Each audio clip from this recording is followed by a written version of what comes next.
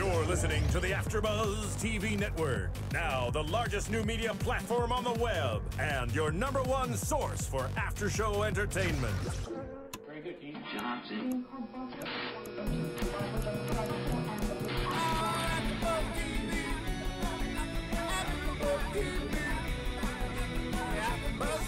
the AFTERBUZZ Studios in Los Angeles, California, presented by Maria Menounos and Bing.com, and streaming live thanks to Akamai Technologies. This is AFTERBUZZ at the Movies.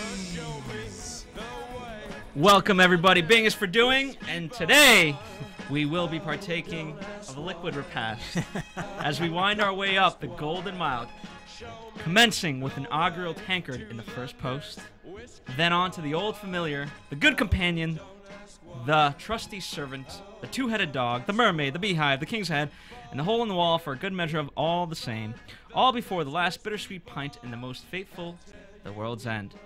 Leave the light on, good ladies. Although we may return with a twinkle in our eyes, we will be in truth blind, drunk.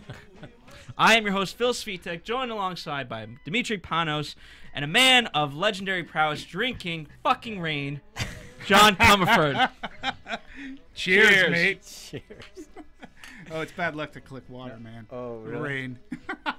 Well, I'm Andy. Cheers. Of course, we are talking about The World's End, the Edgar Wright movie with Simon Pegg, Nick Frost, Martin Freeman, and a plethora of others.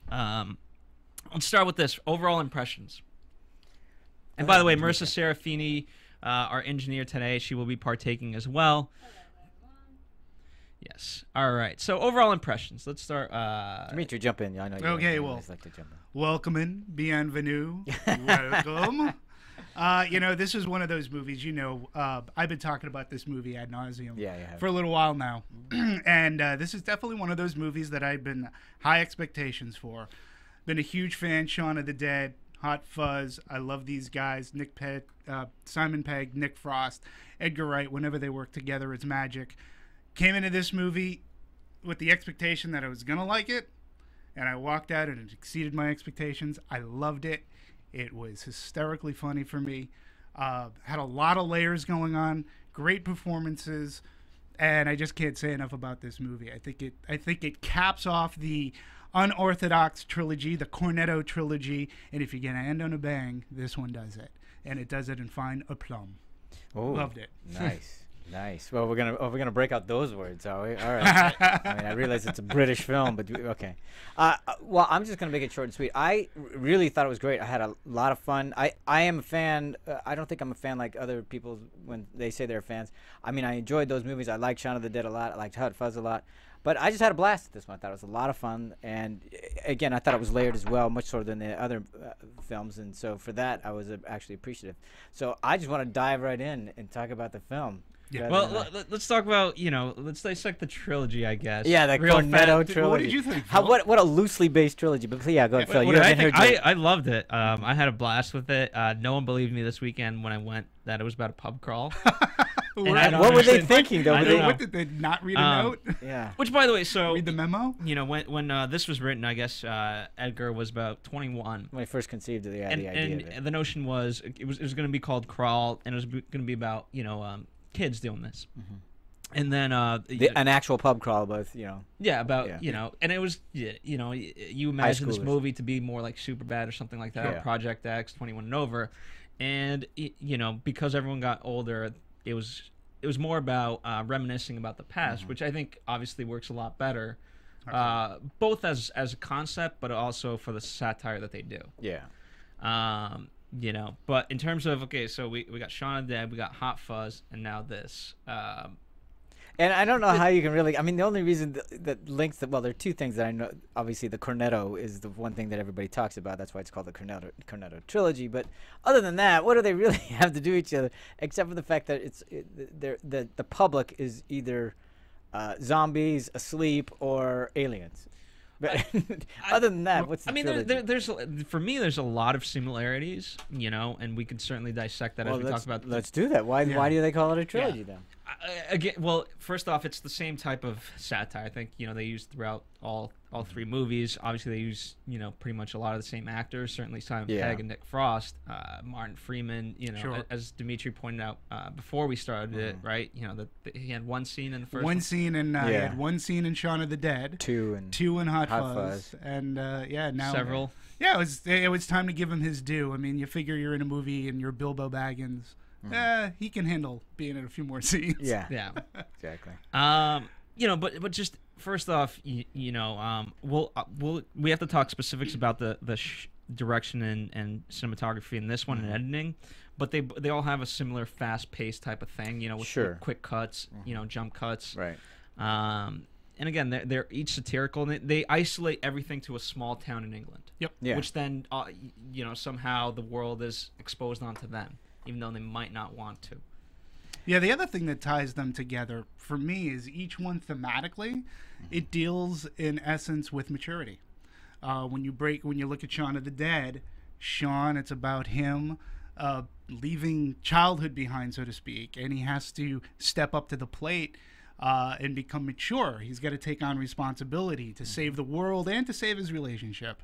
When you look at Hot Fuzz, you got Nicholas Angel, and he is at the point where he has to find that fine balance of in life of like whether it's not all about the job. And I have to, it's not the job that makes the man, it's the man who makes the man, and he's got to deal with that in that small town. And then, of course, when you're talking about this movie, The World's End, it is about finding one's maturity when you're stuck in the past. We'll talk about you brought up a good point, and I want you to say it, the 12 steps. Yeah. So talk about that, before we forget. Well, there were 12 bars in the movie, yeah. And, the 12-step program for AA. Our lead character, Gary King, is a raging alcoholic, and then some.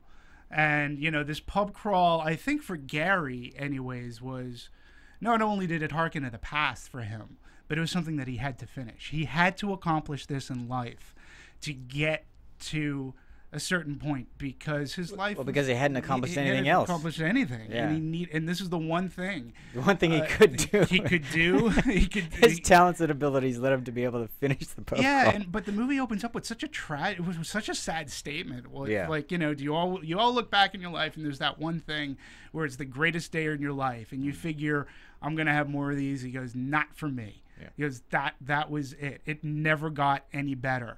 And believe it, and for a comedy, for that statement to set the tone, that's crazy. And you don't look at that as a comedy, but on his journey, and you can call it a hero's journey too, right?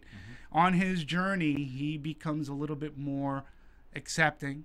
He becomes a little bit more mature, and through his damage, he does end up he becomes the hero. So, that 12-step program for him by the time he gets to that's the a end. little bit of a stretch. I mean, I agree. But by the end, he's drinking water. He's drinking water, sure. I'm not saying that he's certainly arced, so to speak. He's drinking water now. He's not a raging alcoholic. But he's still going around doing what he wanted to do all along, which is he's got the replicants, the robots of his past youth following him. He's teaching them what? He's teaching them to go into bars and get into brawls. I mean, granted, it's only a comedy. We're not trying to make, this is not making Shakespeare or anything out of this. But I just think that not that there needs to be an arc or some sort of high-minded theme or even any kind of... but since they all do...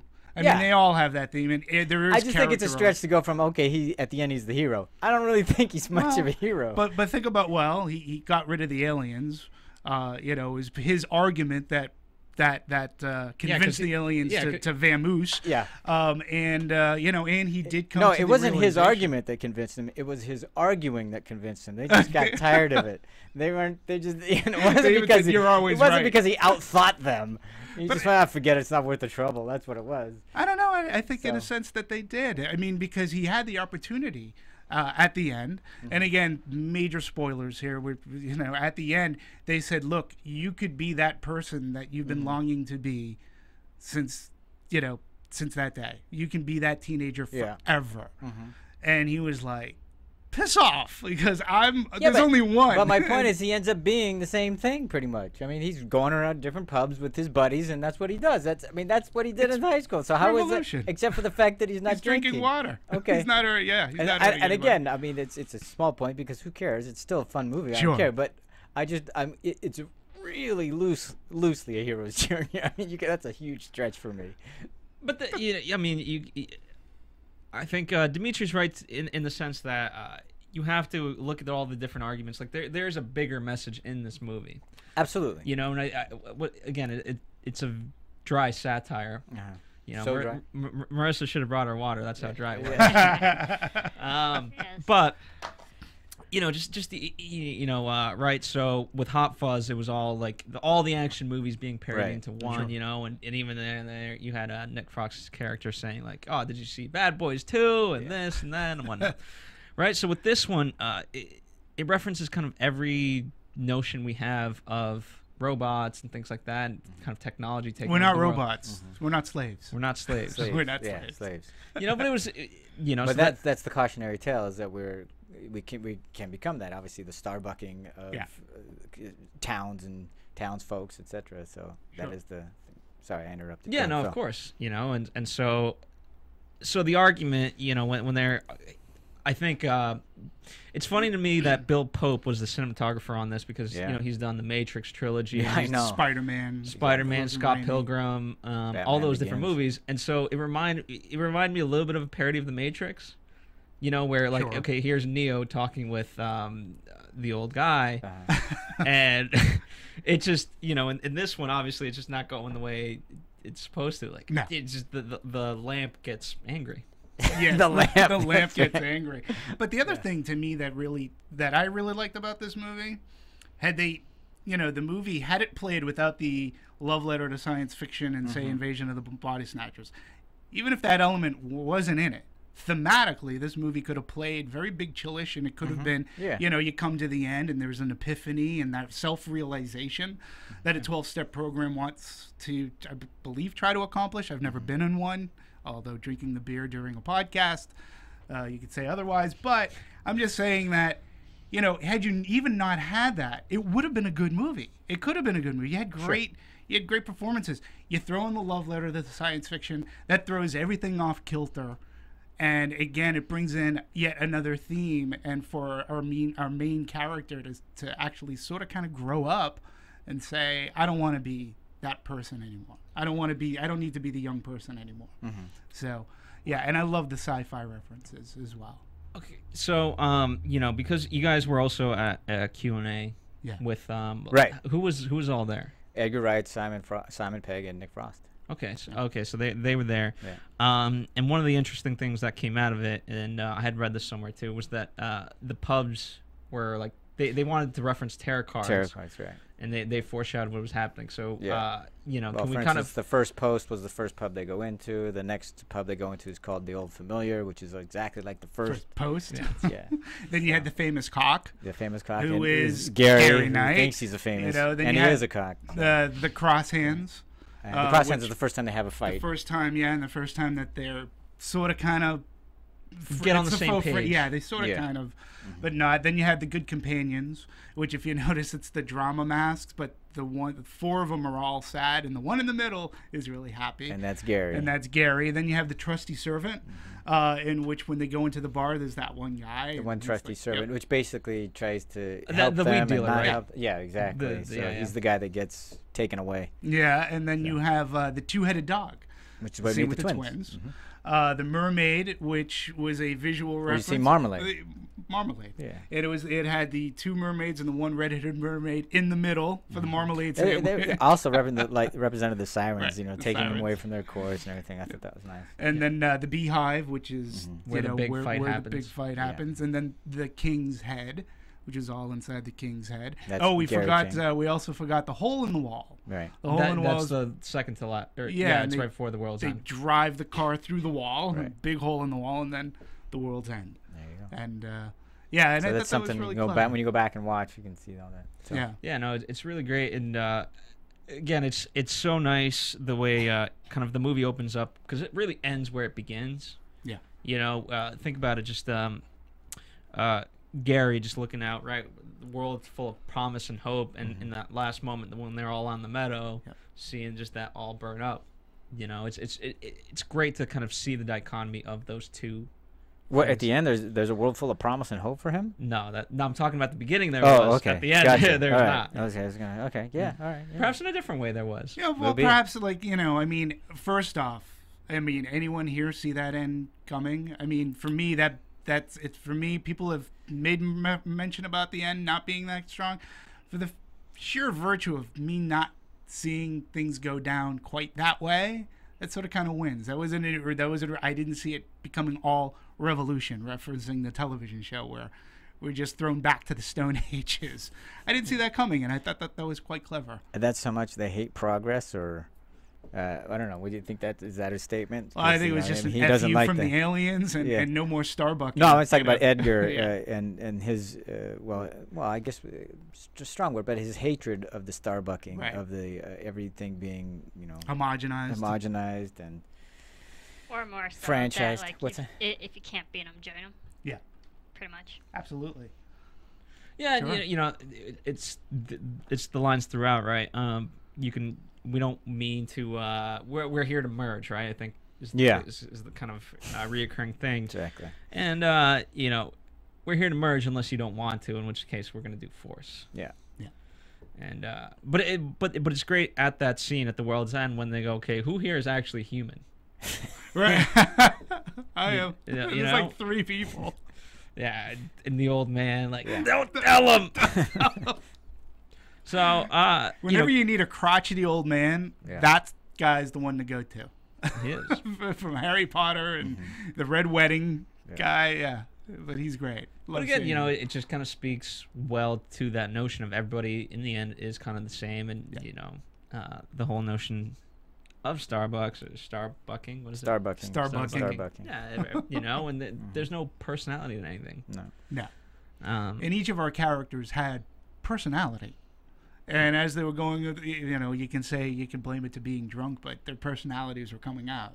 Well, yeah, I mean, that's the whole point of the what do you call it? Dutch courage. I mean, as they drink more and more, your personality comes out, and the braver you think you are, and the better fighter you are. I mean, in your head anyway. But that turned out to be this case. Yeah, absolutely. Might as well speak to that, and then we'll kind of dissect each character, you know, / actor. But so let's start with that, just the courage, you know, because that's been referenced by Edgar multiple times, and you can speak more of this, Demetri, or maybe, but who choreographed it?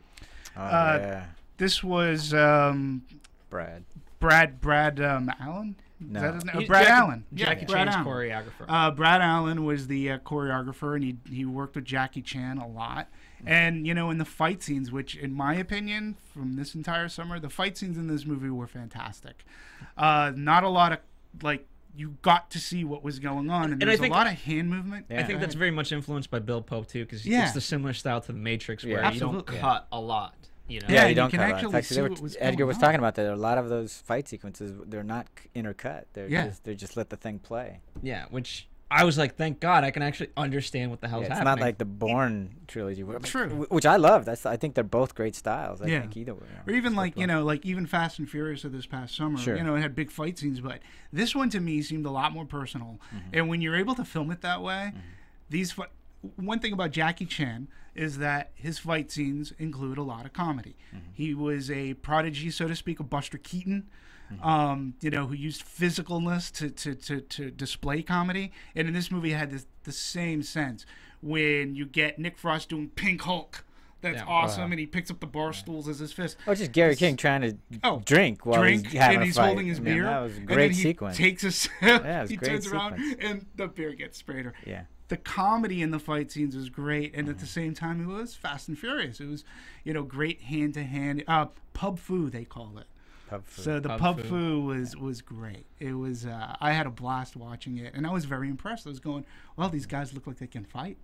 Yeah. Where did that come from? Actually, I've had some people hating on that because all of a sudden these middle managers know how to do hand-to-hand combat. I'm supposed to believe that. I'm going, well, it is a movie, guys. Well, you just think if you let's you break down the bathroom scene. Yeah, they weren't that good. They were horrible. I know that's because everybody's having their hands in each other's faces, but nobody's actually taking a swing until at some point. But I thought they looked like bad fighters. But they also made that point. Edgar was talking about it as they went further in their crawl, and the more they got drunk, the better fighters they became.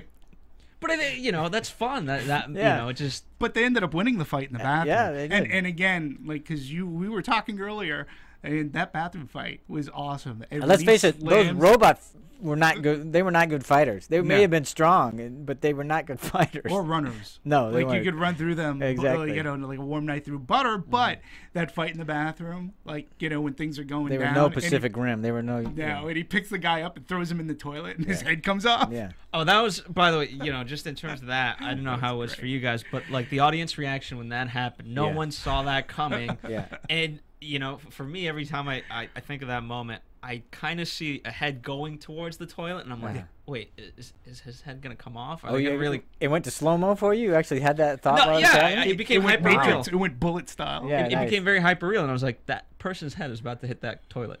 Wow. And then I just see this blue, and I'm like, what? What the hell happened? What happened? I love that the blue. I mean, it was great. They used blue just because it was so shocking to see the blue. Well, the blue it made me instantly start to laugh because I knew there wasn't a real head and everything. Yeah, so you could just have a fun time. So with they could be as gross as they wanted exactly, without it being NC-17. Yeah, and I loved it. Hey, we can't. Well, we have blood in our hands. Well, it's more like ink. We have ink in our hands. Yeah, it was great stuff. I loved how they. I love the joke too. By the way, you got to see Dr. Ink as a Dr. drink. Anyway. But yeah, I mean, I think I'm all for the more drunk that they get, the better fighters they become. I mean, Nick Frost in particular, just the way he went into like wrestler mode with with the elbows. Oh, that was great. That scene was awesome when he banes that robot. That was great. And Nick Frost really shined in this movie. He was great, very funny in Shaun of the Dead and Hot Fuzz, but in this movie they really gave him opportunity to shine. He played because he was emotional. Yeah, and they started him out against type, which is great, so that because we're all going, wow, he's so buttoned down here. And then by the time he actually finally goes into full Hulk mode, you're really wanting it. And then when he does it, he doesn't. It doesn't disappoint. Not at all. It really fulfills it. And then you're going, right on. How about when he started drinking the shots? Oh, absolutely. That was the weirdest sound effect. I mean, that's what we were waiting for. And I think the movie in that regard was great. And I think Simon Pegg, I think, like I said, I think this is Simon Pegg. Just eating it up, man, because how much fun would it be to play that character? And, they've had a lot of people having a hard time with the character because he's the protagonist and they can't really sympathize with him. And he's so annoying that you can't root for him. And I was going, what? I didn't believe that, but that's some of the thing that I'm hearing. You don't need sympathy. I mean, at the I agree. You just need a little bit of empathy, which is this is a guy who just wants to relive the past. But I mean, the hard part is, because all his other friends, they've left him for a very good reason. He's not the nicest of guys, and he's not really a guy you want to hang out with. But obviously, they go back either because they feel sorry for him, or he manipulates, or whatever he does to get them back. I'm just saying that I know that's one of the criticisms. I don't necessarily believe it, but I wanted to discuss it. Did you guys feel that at all? No, I felt the exact opposite because there were so many movies that we see where a main character is really unlikable. And it's hard to follow an unlikable character. And I'm not talking like, like a Scarface or something like that. You follow Tony Montana because he is like he's a tragic hero in a sense. It's a tragedy that's happening. But I'm talking about more like, like the To-Do List this summer. Aubrey Plaza plays a character, very funny movie, but I found it very hard to like her character, and because of that I didn't like the movie as much. And when you can't like your main character, and Gary King is a character that you should really hate, but there is something that's empathetic about him, and the way that Simon Pegg plays him, he's doing a balancing act. He could be overly obnoxious where you hate him, but he's got to be empathetic. And for me, the one scene that does it, the one scene throughout, you could tell that he's in a bad sort of ways, and he really needs this pub crawl. And you don't know exactly when he gets to the end what's going to happen to him, but when he's with Sam, played by the very beautiful, lovely Rosamund Pike. And he's putting her on and trying to get her to go away for safety. She goes, "What happened? What happened, Gary?" And he makes some pithy comment. And she goes, "No, about Gary." why the toilets were why the toilets don't work. She goes, "No, Gary. What happened?" And there's a shot on Simon Pegg's face that's very hard to convey. And from that point on, you go, wow. Yeah, this guy's been through a lot, and his life hasn't totally not turned out the way he wanted it to. But I think a lot of the characters in this movie had the same thing. They didn't turn out the way they wanted it to. So to your point, I think that's why they ended up eventually saying, you know what? Of course. Why not go back? Clearly, you know, that's the thing that the point I was going to make for the people who didn't like that character because they couldn't hang with it. They're all the same in the sense that, I mean, even was it Steve? He's you know, bragging like crazy that he's dating this exactly. Trainer. And the fact that he's having to brag about it so much, you know, there's something wrong with it, and he doesn't like it. You know that Andy's not happy with his life, and you find out why. Yeah. And so none of them are really happy with their lives. Pete's still working for his dad. Yep. And getting no respect and being bullied by his dad. Yeah, and you know, he's bullied by his dad. So they all are going back trying to recapture because their life hasn't turned out the way they wanted it. Yeah, and I think going back. And they're all the archetypes if you look at it. I mean, how many they represent how many of society. Exactly. So.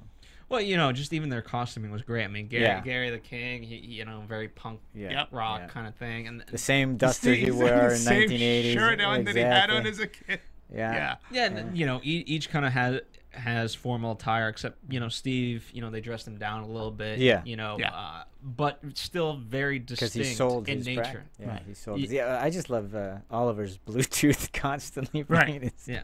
I thought that was great because the Bluetooth, the fact that he had that mechanical device, I go, well, obviously he was going to end up being the robot. Even the blue in the device looked like the blood in the robots. I mean, that little production design they had. Good eye. There, so. Yeah, and that was amazing. Hello? Hello? Are you there? I've been here the whole time. That was great. Yeah. So let's talk about, you know, we've talked about Simon, we talked about Nick for, you know, a while. So let's go down the list. The rest of them, Martin. Well, let's just talk about their names real quick. Gary King, Andy Knightley, Oliver Chamberlain, which I'm assuming is all kinds of references there. Stephen Prince. I mean, and even Peter Page. I mean, I just loved all their little. I mean, they were really names. Yeah, they were really messing around. Like, hey, let's have some fun with this. I mean, not that it really has anything to do with the movie unless you're really paying attention, but it doesn't. I mean, I just like that they did that. They did that with the pub names, and I just. It's the details. Yeah. Again, for me in this movie, it was the little details that made up a lot for me. The professor, Pierce Brosnan, his character name is Guy Shepherd. He's the one shepherding all the sheep. Yep. So I mean, that's nice. I like it. I liked it too, and I just think there were so many layers to this movie that you can look at it as a comedy, science fiction, like a mashup of genres. Yeah, and you can walk away going, "That was great," or you can break it down like we are, and you can talk about. You know, the themes, and you can talk about the names, the pubs, 12-step programs, and that's what makes this movie one of my favorites this summer. And it'll probably remain one of my favorites for the year, I think, just because you can talk about it like this and still get entertainment value. Yeah, I think, it doesn't hit you over the head. You know, I think you know, all the references we're already making, it's obviously for a very comic book audience. Yeah. You know, I'm in science fiction, and so, like, you know, though them pronoun right there, them people love to go down these sort of rabbit holes, and because it keeps their interest. They like something just beyond just the movie, and so it's these little nuggets that will keep them there forever. Yeah. You know. Well, I'll have to see it again, to be honest with you. I mean, there was so much there. I mean, there were so many times the audience was laughing so hard I didn't get the next laugh line because they were still laughing over the previous one. Yeah. So I'm gonna have to see it again anyway. So and the audience, you know, it was interesting to watch it with the audience that we did because I didn't expect some of the people in the audience to be laughing as hard as they were. I mean, there was a whole range of kids to adults, and everyone in between, and everyone was just laughing. I mean, there was old people in there; they were laughing too. Meaning what? 50? 40. More like 60. I mean, we went to a Q&A, so you got to figure that that's going to be a stacked deck. Yeah. So to speak, because, you know, everybody's there to see. You know, if you're at a Q&A, but the laugh was the laughing was genuine. Yeah, it was genuine. Yeah, because oftentimes it isn't. No. Yeah, It doesn't have to be. No, these were belly laughs. These were true, honest to goodness laughs, and you know, I walked out feeling this is really a great piece of cinema, and just thinking about how when these three people work together, they've all gone off and have done their various projects. You know, Edgar Wright did Scott Pilgrim, Simon Pegg went off on their own and they did Paul. You know, and each of those movies, okay at best. You know, they were okay, but whenever they work together, you could tell that there's a trust, there's a good friendship. Simon Pegg and Edgar Wright, when they sit down and bang out a script, they just work on all the plot points and they make it great. And it's more than just it's a love letter. It doesn't necessarily have to reference we know what the archetype movies that they're referencing in. Which makes these movies so fun to watch. So, and you can tell that they're fans. So it's a movie made by fans, for fans, but I think for even bigger audience as well. Yeah, no, I think the hardest thing to write is the dialogue, and when you kind of pair the three of them together, the dialogue. I mean, it was like a Shakespearean play. That's how fast it really was. Yeah. I mean, I opened up with what Gary King says to the innkeeper. Hotelier. To the innkeeper, yeah. You know, and there was just some great moments, and just the way they were able to kind of always bring it back, right? So the WTF, Oliver keeps saying WTF, you know, at first like what the fuck does that mean? Yeah, what the fuck does WTF mean? What the fuck? Oh.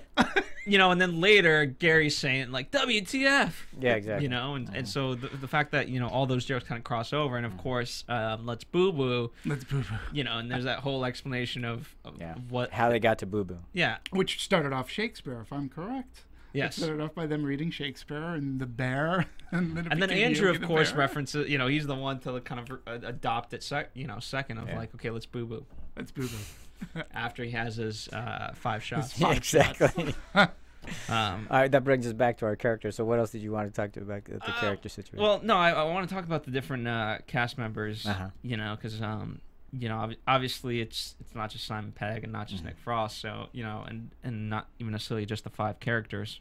I thought that was great because they all did have their moments. I mean, obviously the easiest one to note is Peter's character Peter having to deal with the bully issue and then beating the crap out of the bully. By the way, which is great, but that was a sad scene. It was right. That was well, the truth, and Edgar was even talking about that at the Q&A. That really happened to him. He was bullied to a sense to, and the sadness was that the bully didn't even remember the incident. Yeah. When he went back to when his he went back, he hometown. hadn't even remembered it. So it was not a significance in the bully's life, but it certainly was. Here's the thing, I mean, you know, again, it's a satire. So in a state where bullying's constantly being brought up, especially, I don't know about the UK. I'm sure it's a problem there, but you know, I mean, how many PSAs do you see on bullying now? And to bring that up, and you know, it's one thing to say don't bully someone, but when you put it in that context, that it really did mean something. It really did, and again, that's to me the power of this movie, because that scene when they were in the pub, and that guy came up and he walked away, Eddie Marzin's face. They're like, well, he goes, what's the matter? He goes, that guy used to bully me. They go, do you want us to get him? He goes, no, it's above and beyond that. He didn't even recognize me. Like, and he hurt him so bad he dislocated his eye, he says, and for him and he felt, I don't know what makes me feel worse, the fact that he bullied me or the fact that he didn't recognize me. And that right there said a lot, and you don't expect that in a comedy. Like, that's a very heavy theme in which he gets to play out later on in the movie. So there was a catharsis to that, and that payoff was great. And you know, and it's a very, very fine balance because, okay, so we're, you know, when I was noting it, like, okay, we're going a little bit too dark. You know, you have music playing, and it's you know, it was one of those sad moments, and then immediately just broken up by shot. Yeah. You know, he's so oblivious. But luckily, you know, Andy says like, hey, no, it's not okay, and so you know, you're also developing that relationship between him and you know, Andy. So it worked out well. You know, they knew exactly when to bring it back to the comedy. Yep. And I think that's their strength. It is. They, you know, I really do. Okay, let's talk about Sam. You know, she was great. Mostly because it could have been like Emma Watson in This Is the End and stuff like that, where it's kind of the same role. But I just like to see her when she was going at it and hitting people and stuff. Yeah, she was great. I mean, first of all, she's a wonderful actress. But that part of it, I did not expect her to get into it at all, and I'm glad that they did that. Yeah, and again, what her character punctuates, I think, through the movie is that, Gary has just never grown up, and she obviously has. And she, and she says it, even when he follows her into the bathroom, and she slugs him like hard, and that, and if she did it in a great believable way, but she has those moments of the guy's obnoxious. This Gary King's obnoxious. I had this fling with him, and it was great for then, but it doesn't work now. But she still has empathy towards him. She's just like, again, that scene where she asks Gary, what happened? Bless you. I think that, again, she really handled it well, and she handled the action well, and she's good comedy, and she's easy in the eyes. And that says a lot as well. And her whole thing with Steven, that was great too. Yeah, that was really good. Yeah, and I'm glad that it ended up working well for them. Yeah. But speaking of Steven, I loved how, again, just all these things that start off, just as side things, eventually they turn around, right? So the whole band thing, right? Hey, right, that's a good band name. And eventually Steven says that to Gary. Yeah. You should write that down. That's a great band name, at the world's end. He's like, I will.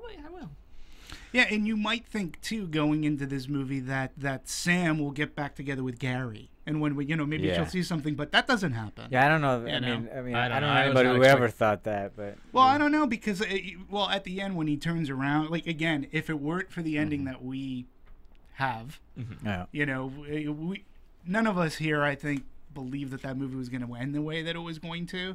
And you might have thought maybe it was going to end on a little bit of happier times, so to speak. Where there was the self-realization, and maybe Gary doesn't, he's not the obnoxious guy anymore, and, who knows, but we got the ending that we got. and I'm not. But I think that is the happier time for Edgar. I think the fact that the Starbucking thing, he's so averse to it that it's better to go back to the Dark Ages than to continue down the path, which will eventually lead to the homogeneity. Right.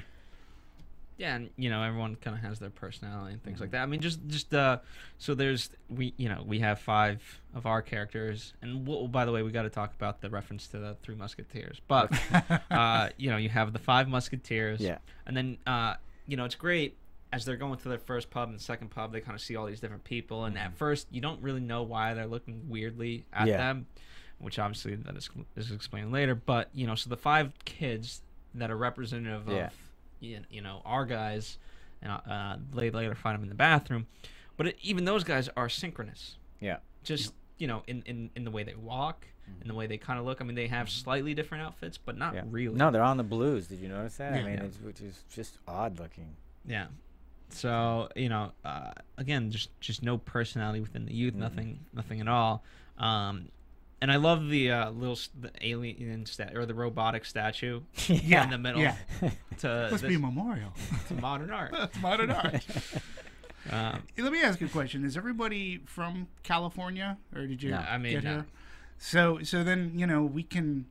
I remember when I first moved out here in '96, and the first time I went home, and again it was one of those, you go home and much to what Edgar Wright is saying and Simon Pegg, things are different.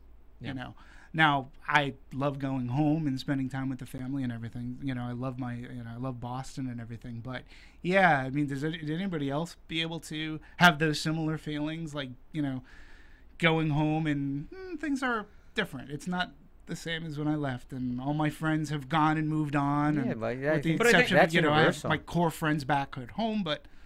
But the ironic thing for me is, at least that's a good thing. Things should progress. Sure. Because it's always universal. You can never go back home. But if you go back home, it's never the way you remember it, because either you remember it differently or you're different when you go back. I mean, so it's always in flux, so to speak. Although some things are the same, but it never feels the same, because hopefully you're not the same. Right. When you go back. Yeah. So, but what I did like about it was the fact that Gary expects people to remember him, right? And there's, Gary, and they don't, and not just because, but when you go home, you think you were something, and then people have moved on from you as well, so they don't remember you either. I like that part. Except when he's barred from the bar, of course. Which, by the way, it ends up working out great. How he still is able to drink at that bar. Still drinking at that bar. So before we continue, the famous cock. The famous cock. Yes, that's what that. That's why he gets thrown out. Kristen Carroll, one of our hosts here at AfterBuzz, got to go to the red carpet. Nice. So Marissa's going to cue that up, and in the meantime, I want to tell you guys to go to iTunes, rate and comment, and most importantly, let a friend know. We've gotten so many requests to revamp the movie edition part of AfterBuzz, and so we're trying to do that for you guys, trying to really bring you a good discussion, give you our opinions, but more importantly, some insight you may not know. Through research, not that we're that smart.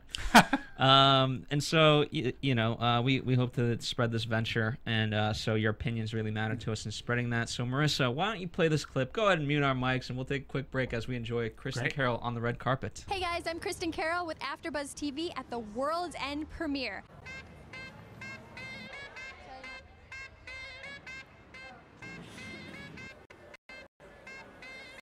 Simon Pegg, Nick Frost, Edgar Wright. It's all going down here tonight. Cheers. How you doing? Hi, Edgar. Nice to meet you. Kristen, nice to meet you. How excited are you for the movie tonight? Oh, I'm thrilled. I'm big fans of these guys, and I worked with these guys in Paul. So cool. How was it working with them? Oh, one of my favorite acting jobs. They were a lot of fun. I'm a huge fan of theirs, so I've been really anxiously awaiting this one. I'm a big fan of the creative team behind this, and I can't wait to see this. I'm pumped. Simon has been tweeting me about it for like months. It's like, we're in Australia, we're in New Zealand. I'm like, shut up. So I've been waiting. I've watched the trailer about 27 times. Congratulations, The Rock seemed to like the movie. He did. He really liked the movie. We got a lovely email from The Rock. Dwayne Johnson is possibly one of the nicest men on earth. He also was one of the biggest. This is the end of the trilogy, end of the legacy. How is it to do that and work with these guys? If that was going to be it, and then we'd never see each other again, and we'd have to live on different islands across the planet, then I'd feel sad. But it's the end. It's the end of this. It just means now we can go in 4, 5, 6 years or whenever it is. We have a great idea and make something else. You guys seem like you'd have such a great time. How is it coming back to this? I mean, it's been almost 10 years since the first one. It was great. Like, we're best friends, so it's like an amazing thing to work with your best friends, Wait, I don't know. Scotty and Keynes, are you going to have a sequel coming up soon? We're doing a spin-off movie called The Odd Couple in Space. It's based on the original film with Jack Klugman and Walter Matthau. I'm lying. Don't listen to me. I know I'm not supposed to ask. Be part of the Marvel Universe. How is it being a part of that legacy? I know I can't ask spoilers. Well, I don't know yet because I haven't started, but I'm starting soon. It's kind of a big thing. Yeah, I haven't thought about it yet. I'm going to get through this movie and then have a little break, and then I'm going to think about it. Cool. What's your break? Any fun plans? I'm going to go away and disappear and do nothing for like 4 weeks. I can't wait. Turn off the Twitter, turn off the... Twitter. I'm going Twitter silence for a little bit. So if it was the end of the world, what beer would you have at the World's End pub? I'm going to tell on myself, I really like Bud Light Lime. I know this sounds terrible, and I've obviously been here a long time, but I want a Tecate, an ice-cold Tecate in a can. Great White. Great White? Yeah. That's your final beer. Okay. I'll have to try that. I've never heard of it. Fin du monde. I don't know that one. That's a I gotta look up my beer because somebody else named one I didn't know, either. What it means? It's French. It's a Montreal beer, and it means end of the world. Oh. You know what? I like that. That's very fitting. Fin du monde. I was gonna go with Blue Moon because it's tasty. But I think I'll have a pint. Any particular? I'll have a pint of Stella Artois. Oh, I like that. That's what. That's if I was in London. If I was here, I think I'd probably want to be in Il Compadre having a big strawberry margarita. If it's the end of the night, I have an amaretto. Oh, is the world ending? The world is ending. Yeah, I don't want a lager. Forget that, no. And that's a wrap for the World's End premiere. I'm your host, Kristen Carroll, for AfterBuzz TV. See you guys next time. All right, and we're back. That was good. Yes, so there's the full interviews up on our YouTube page, youtube.com/AfterBuzzTV. You can watch that again, or you can watch the individual interviews themselves. So during our little break as we were watching this, Demetri was saying that in a way, you know, we've kind of this summer at least we've been dissecting coming of age stories, and there's been a lot of coming of age stories out there. And can this be considered? You know, so we've talked about sci-fi, we've talked about satire. Is this sort of a coming of age story? Well, yeah, sort of, because obviously our main character has never grown up. So in this sense, it is his coming of age because he's coming to deal with. So where's the cutoff? 49? Well, they cleverly able to do a coming of age story with guys who are in their 40s. Yeah. So. Which is, you know, when you think of it, yeah. But almost 10 years to the day that Shaun of the Dead. It's like 10 years this year, and. You know, Edgar Wright had said it during the Q&A. They couldn't have made The World's End 10 years ago. They didn't have that experience within them. They didn't have those years of coming into adulthood and responsibility, which I thought is an interesting take, considering what this movie's about and what Shaun of the Dead was about. So in a sense, they've all come of age. Like his direction too, I think, in this movie was like.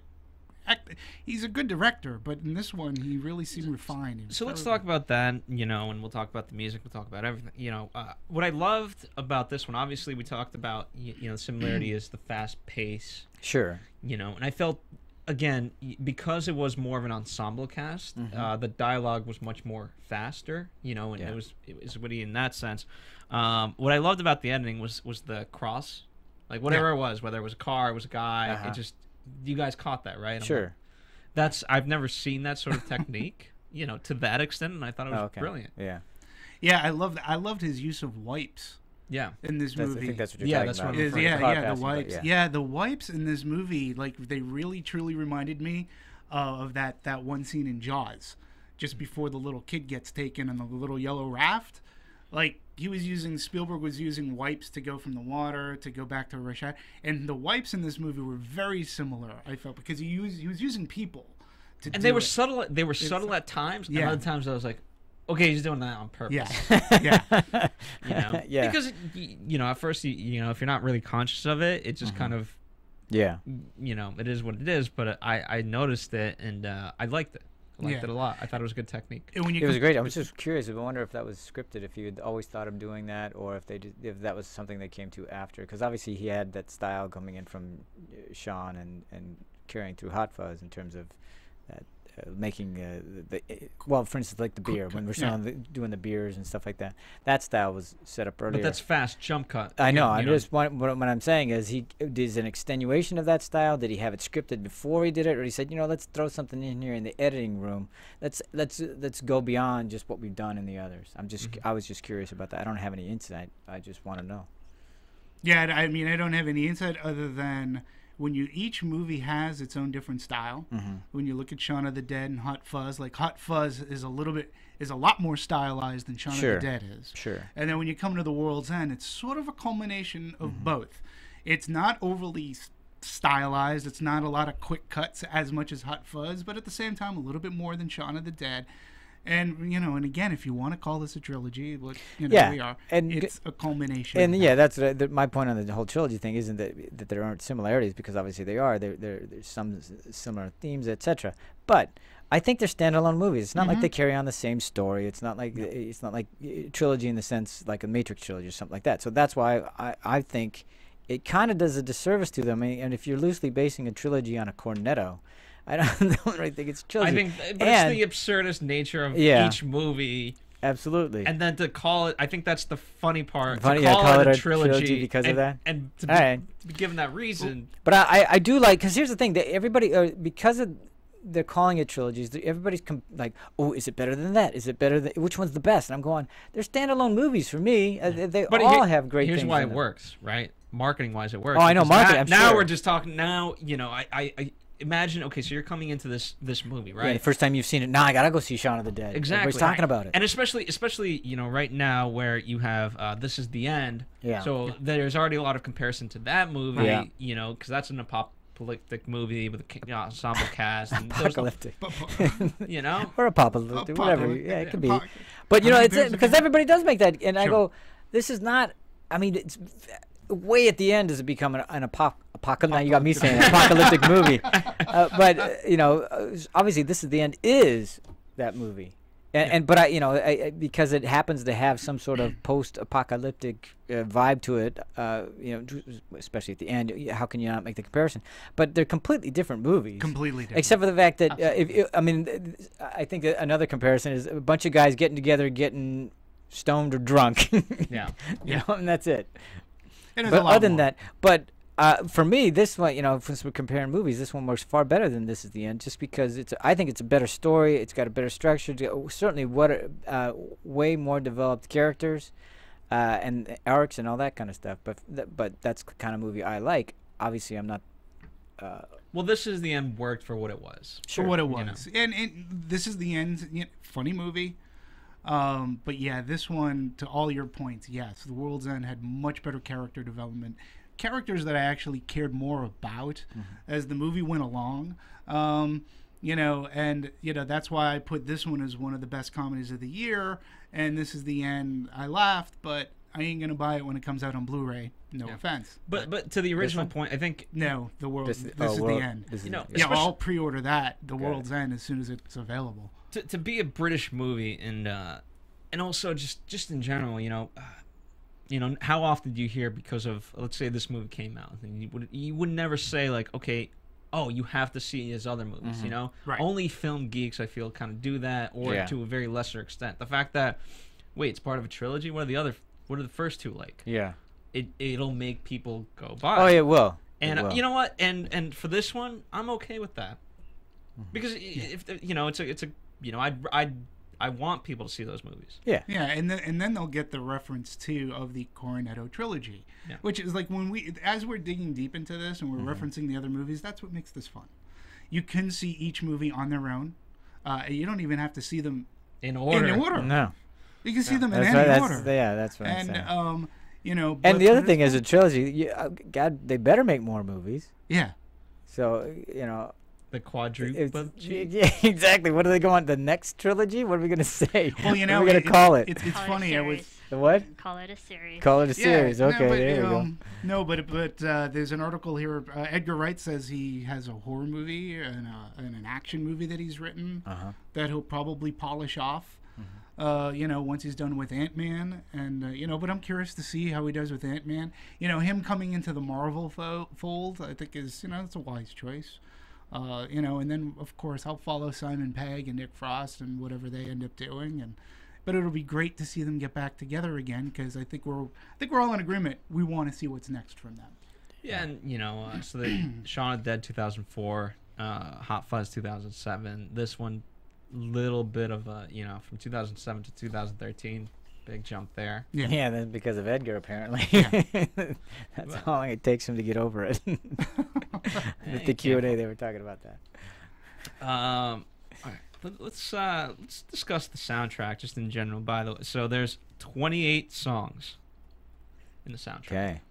Okay. But are you looking at iTunes? Because I'm looking at iTunes. There's about 5 of those songs are actual dialogue clips from the movie as well. Okay, yeah. Because the last one is dialogue. Let's boo boo Simon Pegg and Patty. Yes. Honestly. Okay, which one's your favorite, or which ones did you guys know as you heard it? I'm Free. Okay. I'm Free, Loaded. Yeah. All right. Well, we have. Is that right? Is that I don't even know. I just know the song. I don't know if I said the right. I'll list it down. So so I'm Free, obviously, by the Soup Dragons. Loaded by Primal Scream. There's no Other Way by Blur. Step On by Happy Mondays. So Young by something I can't pronounce. Suede. Yeah. See, it's the beer. Old Red Eyes Is Back by The Beautiful South. Come Home by James. Do You Remember the First Time by Pulp. What You Do to Me, Teenage Fan Club. Fool's Gold by the Stone Roses. Get a Life by Soul to Soul. This Is How It Feels. Alabama song by The Doors, which that was a great song. We opened up with that one. Step Back in Time by Kylie Minogue, which was great to have at the school disco. Yeah. Stepping Back in Time. And even though it's Kylie Minogue, it was great to kind of everything was kind of 80s. Well, yeah, because that was their era. Join Our Club. Great. Here's Where the Story Ends. I mean, come on. 20 Seconds to Comply, Happy Hour. Yeah, I mean, very very fitting songs. Oh, and Just if you even by look the at titles if alone. you looked up Hot Fuzz and Shaun of the Dead, I mean, Edgar Wright and Simon Pegg. This is actually a question that I had hoped I wanted to ask during the Q&A. Was, in each of the movies has a specific soundtrack. And if you listen to the soundtrack, it almost tells the story. It complements what you're seeing on screen and tells the story. And I wanted to know, like, how does this all come about? Because did they do it while they're writing the script? It's almost like they have a jukebox. Do they have the song first? Yeah. Do they have a scene first? What do they do? Yeah, because Quentin Tarantino does the same thing. Yeah. And he wants a song to complement a scene so that you will not get that song out of your head after you've seen that scene. And sort of Edgar Wright works off the same way in Simon Pegg. Well, it's interesting, with this one in particular, the fact that there's, anytime you have a Herculean task of 12, right? So in basically an hour and 15-minute movie, to have to go to 12 pubs, that can get very repetitive. Sure. And so I think natural writing off jumping point is, okay, what do these 12 pubs represent? What do they have to do in each one of them? And I think you could start there. Yeah, so there's a lot of entry points to write this. But the music could be, I don't know. Yeah, I would just love to know their process. Now, Stone Roses comes up, I think, in Shaun of the Dead, but definitely in Hot Fuzz. But Shaun of the Dead, it comes up because when they're throwing albums at one of the zombies, is like, he goes, "What are you throwing?" He goes, "Stone Roses. You can't throw that one." So yeah, most of the music to me was familiar. There were a couple of songs that I didn't get, but the soundtrack's great. Yeah, it's a great party mix. You can just put it on, and it's a really good soundtrack. And I like the sound bites as well that they use. Well, I knew very few of the songs. Drink up, less boo-boo. Thank you. Thank you, What, Marisa. did you like the soundtrack? Oh, absolutely. I didn't know that Step Back in Time was by Kylie Minogue until I read this. But again, it just, at the time, very fitting. Like, okay, there's, the marmalade sandwich coming down. And, Step Back in Time. And, okay, they're young. Yep. Obviously, they would never look like this. No. And okay, there's not the real Three Musketeers, but there's the three of them, and Right. like, okay, here we go. Yeah, I think his soundtracks tell a story. Again, inspired moment in Shaun of the Dead by using Queen. Yeah. When they're hitting the zombie in the Winchester. To the beat. Another put to the beat. Yeah. I mean, that's just great stuff, and it's a very clever way to use a soundtrack, and then to make me maybe look up the soundtrack and then buy it. Yeah. Because it'll always bring me back to that movie. Yeah, and it's great. It's just a great kind of pay it forward, I guess, to to stuff that might necessarily be heard in today's day and age, especially if it's so heavily 80s based. Yeah. So I'm okay with that. John, And what are you gonna English say about based. the music? No, I thought the music was great. I didn't recognize all the songs or anything. I probably didn't recognize 90% of them, but in listening as I'm watching, I thought they were great, that they were very fitting, and that they told the story well, and they always do. I mean, I think they do a really good job of marrying music to scenery. I want to bring up, am I out of my mind by saying that aside from this, I think this is Simon Pegg's best role to date, but well, it he certainly could is. potentially be, I mean, I think he, not that it'll ever happen, but to me, he's sort of nominatable. I think he was that good by comedy and seriousness, and the Academy overlooks these movies. Unfortunately, I'm not even sure that they'll even look at it for screenwriting, which I think the screenplay is, it's comedy first of all, so it's not going to get any nominations. Yeah, exactly. It just won't. I can't remember. Which I disagree. Yep. Yeah, Awesome. doubt. Well, comedy and science. I think well, for me, I mean, I love that role. I love that he took the chance, because the character could be so annoying and obnoxious that you don't want to hang with him, and I thought he did walk that line, and he had just enough charm where you kind of say, all right. And the other thing was, you had just enough pity for him, because you realize, at least for me anyway, this guy's in a hell of a lot of pain. Yeah. If he's in a program at the beginning of the movie where he's basically telling his bottom, where he's in some sort of well, whatever that was. I mean, they didn't really allude to it, but well, they did allude to it, but they didn't say specifically what it was. And then right after that, he's wanting to go out on a pub crawl. Yeah. Then I love how it started, because, like, did you finish it?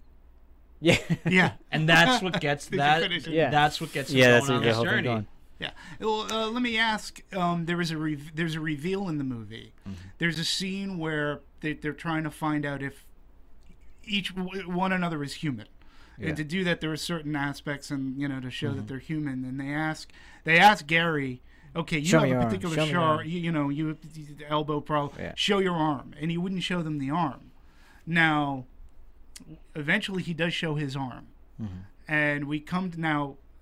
When he wouldn't show his arm, I thought initially, only because of the way the movie opened, that perhaps they were needle marks, and he was embarrassed to show them off. But then when the reveal comes, it's a lot more severe than needle marks. And again, that led to the character going, you just go, I mean, he tried to commit suicide, and he left from a psycho ward. He escaped. He still had the band on. Yeah. And that, did anybody see that coming? That it was that?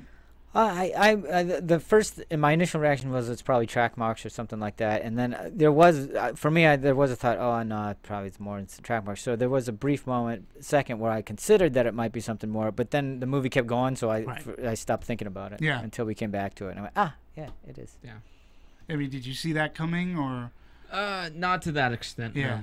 No. I knew something was wrong, something was up. Yeah, this movie goes into some dark places. Yeah, well, I think that's why I knew that it was going to go there, because there had to be some reason beyond just he didn't finish. There had to be some reason why he left that group, and from going from that group to then just jumping right back in and just deciding let's go get drunk and all of that. There had to be some deep thing, and I didn't know what it was, of course, but I knew there was some deeper secret, some deeper ghost pushing him. Yeah, and if he gets to the end of the world again, not apocalypse or apocalyptic, notwithstanding, if he made it to the end of the world, was that going to be it for him? Because would he not have any other goal in life? I mean, the whole suicide thing sort of kind of took that was a curveball that I didn't see coming, and really set the tone again for his character, and made him sympathetic and empathetic too. Well, because of Andy being so on his side and not being able to leave him, that for me was enough to hang with the guy. I know that there must be something deeper there, because I knew that Andy knew what it was. He understood this guy from his childhood. So for whatever reason, Andy can't let him go. Can't leave him behind.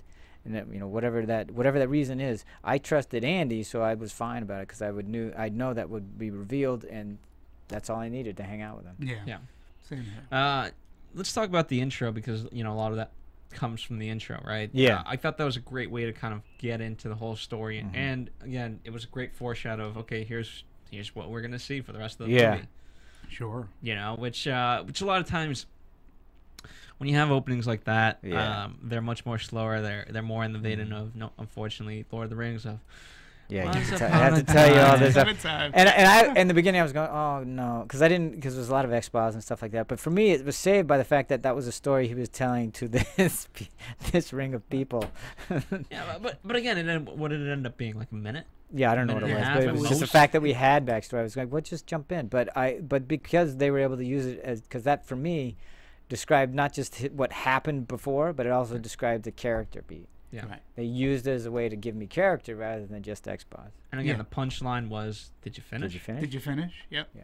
No, I didn't. Yeah, exactly. So. And then we're off to the races. Exactly. So it was done very well. Extremely well. And it was a nice misdirect, too, because you just thought he was part of some group. Like, you didn't realize where he was at. I also love the fact how it's bookended with Nick Frost. Telling the story.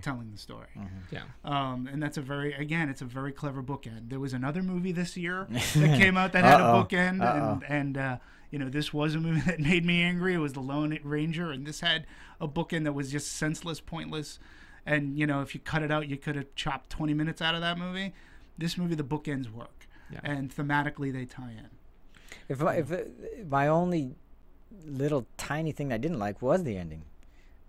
Only because I wanted Nick and Andy I wanted the king and the prince, not the king and the prince, but the king and the knight to be together. To get together. And they weren't. And I was like, damn, I wanted those guys to ride off into the sunset. I did. I have to admit, I did. I did too. And then when I realized that the king was on his own and he was just with these robots from his past, I went, well, that's not. I didn't want that. So that was They're just the roaming only the earth. thing. That was the only thing I didn't go for. But they have their chance to roam the earth as it is, and and it's almost like they're living in the great Wild West. Yeah, but the whole thing was that Andy couldn't leave him behind. He didn't want. And so maybe for that was me, his I art wanted to be able to leave him behind. Yeah, I don't care. I didn't buy it. Didn't like it. It's not for sale. It's not. It's off the table. Exactly. It boo-booed. Yeah. All right, let's transition into kind of the reception. Obviously, you guys had good laughs from the audience. Very good. Good laughs. So in the UK, I guess it made 3.2. The equivalent of US dollars. It's kind of opening weekend. Second to Monsters University. Even there, Monsters University is killing it. Yeah. What do we have numbers for this Yeah, weekend? 3.4. 3.4. So Wait, far. no. No, the opening day. Oh, opening day, Opening but day. no, for the weekend estimate is about 9. I think it's like 8.9, so let's just say 9. Listen, all things considered, you had sorry, Go ahead. IMDb has it at 7.7. Rotten Tomatoes is 91% on the Tatometer, and the audience for Rotten Tomatoes is 81%. Oh, there's something that we learned. Yeah, from the 91%. Q&A. 91% For each common movie. theme for each Shaun of the movie. Dead, Hot Fuzz, and World's End. 91%. On the tomato meter, 91%. There you go. That's a good Very percentage to consistent. have. It is, yeah. That's I a live really with good that every percentage. day. And the movie did about 9. And when you look at Shaun of the Dead, I think when Shaun of the Dead was released, there was about 600 or so theaters. Yeah. And then Hot Fuzz was about 800, I believe. And then this one is, I believe, 15.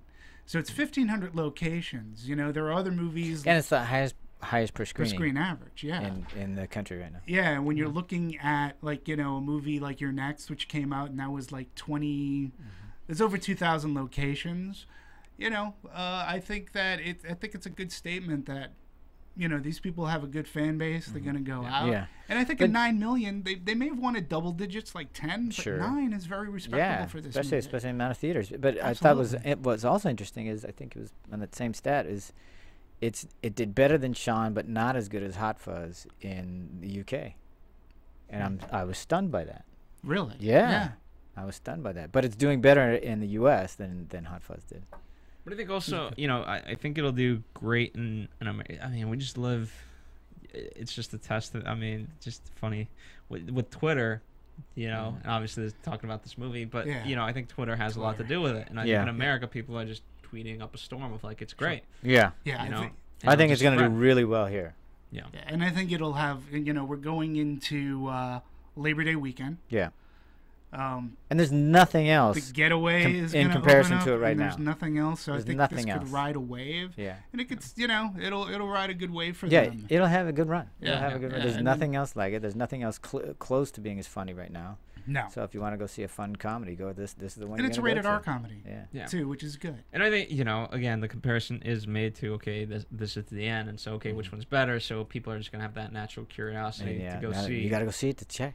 Got to compare. Got to compare. That's what people do. Yeah, I think we all agree that this one, hands down, is much better. It's smarter. Much smarter. Yeah. Although I did like this at the end. So. Me too. Me too. But this one, this is the end for me, felt long. For whatever reason, there were parts that dragged. Yeah, there's no. This movie, there was no downtime for me at all. I couldn't wait for the next scene to happen. It moved. There was a kineticism. It was just. For me, this movie was great. Yeah, we should talk editing because the pacing on it was great. Pacing was great. Yeah. Well, it's always interesting how the first act beat, is always so late with these movies. Yeah. I mean, for me, the first act ended with the head coming off. I don't know. Okay. I mean, you're the script doctor here. Well, John, you could argue that the first act is when they all get together and they actually get to the first pub. Okay. You could argue that because the whole movie's about the pub crawl. You argue that. So there you go. I do have to admit that the pacing was actually really good in this movie. It kept my attention for the most part. I got to point out that the little quick montages that they had when they ordered the beers and then the one water, and it was like fast cut beer, water. And then every time you saw that, it got progressively more scary because the storyline was getting a little bit darker. Yeah. But I do like how they edited it in that fashion. And again, the cinematography was part of the joke. Absolutely. Yeah, exactly. You know, why not use it as a joke? And they because did what it else from- can you do in comedy with cinematography? Absolutely, and they did it at different angles too. Yeah. Like so, you know, which was So great. it doesn't get boring. Was I the only one that felt like having a beer after when the movie was done? We you had it during. Yeah, we had my team had it during. Nice. Good for you. Yeah, I'm not gonna go to a pub crawl movie. That's right.